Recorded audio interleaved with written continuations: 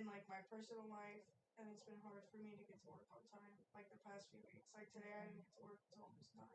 Okay, so pause. Take a deep breath. Okay. So, work is good. That's a good thing. Because I know before, in the past, it was super stressful and work was like a huge part of your stress in your life. Mm-hmm. So now it's shifted to where work is kind of turned into something good and like you're getting noticed, where before you felt like you were kind of like here and nobody was really paying attention and they were throwing stuff on you, and now you're in this better role and they're recognizing your hard work and getting the validation that you weren't getting before. Yeah. And so shifting to your personal life, still dating. Yeah, and Okay. I like just this week I've kind of been coming to the conclusion that I'm ready to just call it, throw in the towel, and I'm considering. And the only reason that I'm like having issue with this is like that I don't know if I'd be able to continue like this, but I'm considering moving back to Houston. Okay. I know. I'm just so what's got you feeling like you're ready to move back? Like part of me feels like I'm like running, like I'm just running from all this crap with my family, but then another part of me feels like yes, I feel like I've probably always had these issues, and moving back here made them, more, what's the word I'm looking for, more like just more amplified, Right. and I just feel like I don't know, like I just have been like I've been thinking about it like the past month or so. It's just kind of been in the back of my mind, and I've thought about it before, but it's just like I feel like it was necessary for me to come back for a little bit, and like I feel like if I had stayed in Houston at the time with the way things were going and the mindset I had, I probably would have continued to try and like get back with my daughter's dad and try and make things work. So I think that's like, and I knew I wanted to get closer to my family, and I just like, I feel like there's no, how do I put this? I feel like there's just no like support. There's no way from them. Like, there's no way for me to like freely work on these issues while still dealing with it so much. Yeah. And I feel like I've tried to put distance between myself, and it's just like I just always end up like getting called back in, and like I just like the way that my family makes me feel about myself, and I don't think anyone's intentionally. I mean, there's probably a few people. I know my sister and my mom definitely are people who are like out to tear others down to make themselves feel better, but like everyone else, I don't know. I just am like, it's like I'm living in Houston still. Like, it's just like I don't exist to them, and like that's okay. Like, I'm not like expecting everyone to drop everything and come like praise me or anything. But at the same time, like I feel like I've put an effort to like build some sort of relationship, and I haven't gotten anywhere. Mm-hmm. And like I couldn't even have a birthday party for my daughter when she turned 2 because no one was wanting to come. Like my own family, no one was wanting to come. Like I just don't feel like I have the same support that I give them, like at all. Like my family has been like asking me for money again, which is fine. I'm trying to help them out when I can. My sister found out she's pregnant with a third kid. Oh wow. She wants to go out of state and get an abortion. It's legal. I looked at it. We were looking it up, but she needs money. She asked me Tuesday. I think she told me all this Tuesday. Yeah, and Monday night, like I just was like thinking so much, like I couldn't wind down. I didn't go to sleep Monday night. Did not go to and like by the time I could wind down, it was like 3 a.m. and I was like, I'm not gonna wake up for work. So I like made myself stay awake past that point. So she's like freaking out all day Tuesday, texting me while I'm at work, like panicking, and she's like, come over as soon as you get off work, please. And like she was asking me for money, and I was like, I can scrape together a little bit, but I don't get paid till Friday. So I'm a little short, like I'm a little bit tight on cash right now, but I can scrape together a little bit to help you. And she was like, well, come over as soon as you get off of work. And I was like, I get off at 4:30, and she was like, okay. it starts getting time for me to leave, and she's like, well, I have a birthday dinner to go to, so I won't be home until 5:30. So I was like, okay. So I went to Christian's house to just like keep me in town for a little bit. And then I fell asleep at like 6 o'clock, still waiting for my sister, because she was like, I'll be home like 5:30. And so I fell asleep, and then at like 8:30, I finally woke up, and she had texted me and was like, "Never mind, like I don't need any of that. Like I don't need the money. I don't need this. I don't need that. Like." And then the next day was my niece's birthday, so I was like, "Well, can I come over tomorrow? It's Carla's birthday. I want to see her. Like I want to make sure you're okay." And she just like didn't respond.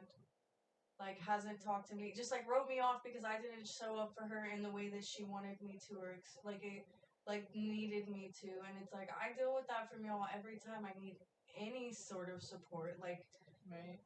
and I'm just like I don't know if like I don't know if I am running like from it. I just am like I'm tired. I don't see a way for me to like fully deal with this stuff that I'm dealing with, like with myself, and still be around them. And it's just like, so what part of you felt? And I know she's your sister. I know you love her, and you've done a lot for your family financially when they need help, or you've showed up when they need help with the kids, or whatever it may be that you've offered yourself, whether it's time or money. What? So you'd set some boundaries with your family prior with all of that, like saying, no, I'm not gonna go every time you call. I'm not gonna show up every time you need me to. So what part of you felt like you needed to give her that money when she has a job, right? yeah. It's her responsibility. They got pregnant. So why is it your responsibility to help her pay for an abortion? I'm just curious why you feel that way. I think I was just worried because I know that when she got pregnant with my nephew, she was really depressed because she wasn't. I mean, it was unexpected, and this one's unexpected. Okay. And she had told the guy that she's pregnant with right now that like she wasn't on birth control, that she didn't want any kids, and I guess like the situation was at some point he took the condom off during intercourse, and then she knew that he had taken it off and told him he needed to pull out, and he didn't.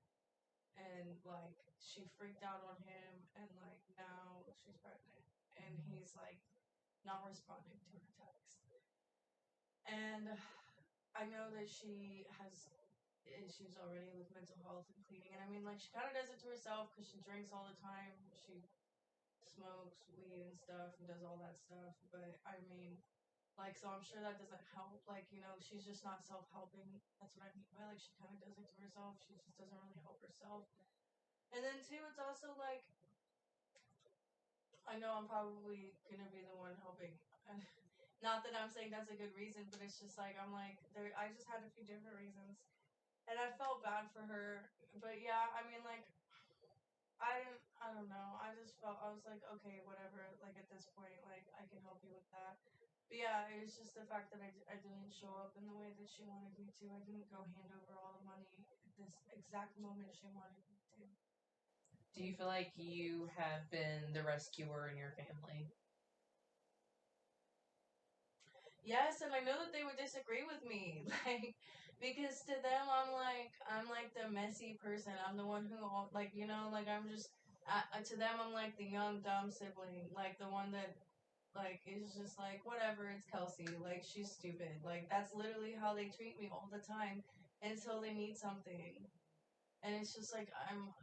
And then even like my little sister now, my little sister's calling me asking for me for money and stuff to give.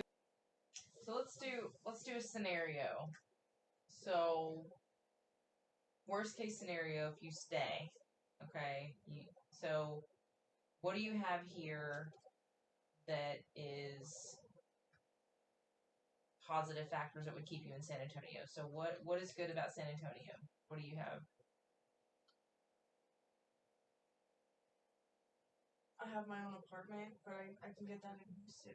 Even my job, like I can get, I have a location up in Houston that I can go to. I like the area. Like I you know, it's nice.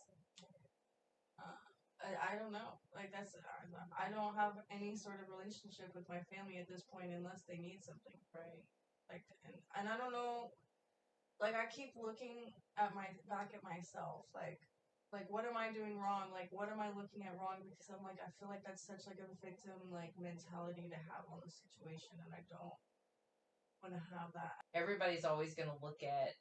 It's harder to look at yourself than it is to look at everyone else. So obviously, you know, they're looking at you and not looking at their own thing and their own involvement in the situation.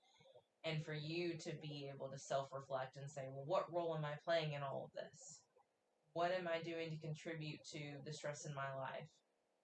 And you have to ask yourself, so what are you doing to contribute to the stress in your life? I'm helping them when it's stressing me out to help them. And if not setting those boundaries with your family is causing more stress and more harm to you, then you have to ask yourself, is not setting those boundaries something that you can live with? Or, you know, because you told me before when you started setting those boundaries how good it felt. Like, you felt good, you felt better, you were confident. I mean, you had it, not that everything was perfect, but there was a change. And then the minute you start letting those boundaries, kind of moving it a little bit, like that door was here and now it's kind of like this, like that those boundaries kind of have come down now, and they're kind of right back in doing the same thing as they were before, where they're just taking advantage of those things with you. I can't stand it anymore. Like, I'm just like, I feel like even if I did continue to set boundaries, because I do see what you mean now. Like, I didn't even look at it as like I was letting them cross boundaries when she asked me for the money. I'm like, damn. But I feel like even if I do set boundaries, like, I'm always just gonna be like fighting just to maintain them. Mm-hmm. And I mean, that's probably normal. That's probably okay. But it's like, I'm like, I don't want my daughter to go through that. I don't want to deal with that for the rest of my life, where I'm just constantly fighting them to maintain like basic human boundaries. Like, don't be a shitty person to me.